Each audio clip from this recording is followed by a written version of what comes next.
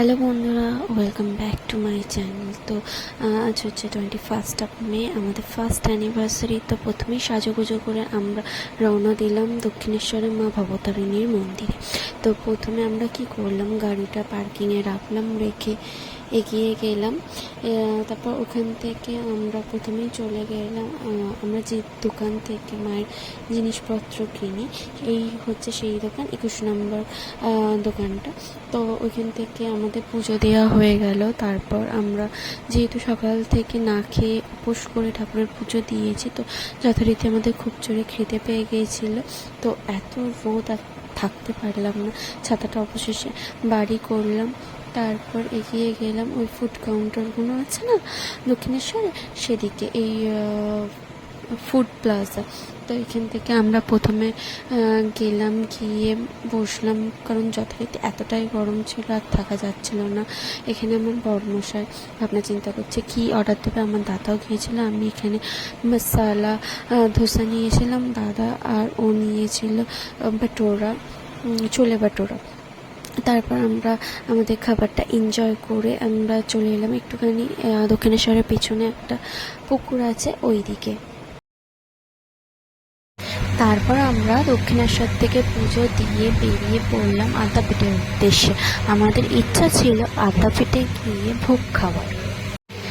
প্রায় আমরা পৌঁছেছিলাম 12টার পর, কিন্তু কুপন মানে টিকিট কালেক্ট করার টাইম ছিল 11টা থেকে 12টা, কিন্তু লাকিলি আমরা সেই টাইমে কুপন পেয়ে গিয়েছিলাম। তো আমার দাদা আর আমার বড়মশাই গিয়ে কুপনটা কালেক্ট করছিল যখন, তখন আমি এই গাছের তলায় বসে একটু রেস্ট নিচ্ছিলাম।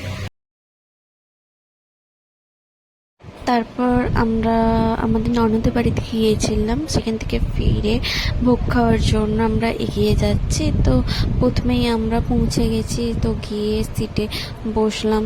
এতটাই গরম ছিল সেদিনকে, বলার মতো ছিল না।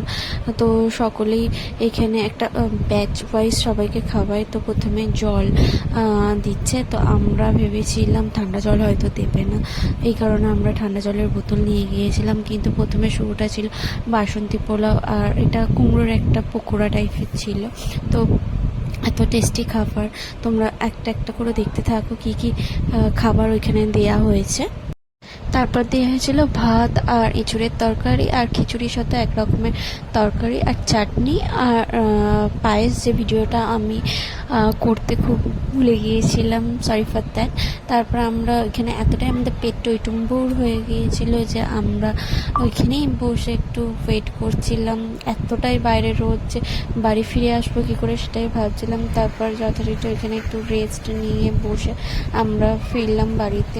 তারপর নেক্সট আমাদের ছিল সন্ধ্যার কিছু আয়োজন। তো যথারীতি কেক নিয়ে চলে এসছে, আমাদের অ্যানিভার্সারি বলে কথা। আমরা যেহেতু ছোটো করে একটা সেলিব্রেশন করেছিলাম, তা বেশি কেউ আসেনি এখানে। তুলি, আমার মা, বাবা আসতে পারেনি, দাদা এসেছিলেন, শ্বশুরমশাই ছিলেন, আর আশেপাশে ওই একজন দুজন ছিল যেমন মামা মামি ওরা। তো আমাদের কেক কাটিং পর্বটা স্টার্ট হয়ে গিয়েছিল। তো আমরা যথারীতি মন থেকে খুব ভালোভাবে এনজয় করেছি। তোমরা আমাদেরকে এইভাবে ব্লেসিং দিও। ভালো লাগলে প্লিজ চ্যানেলটাকে লাইক, শেয়ার অ্যান্ড সাবস্ক্রাইব করে দিও। Thanks for watching, by.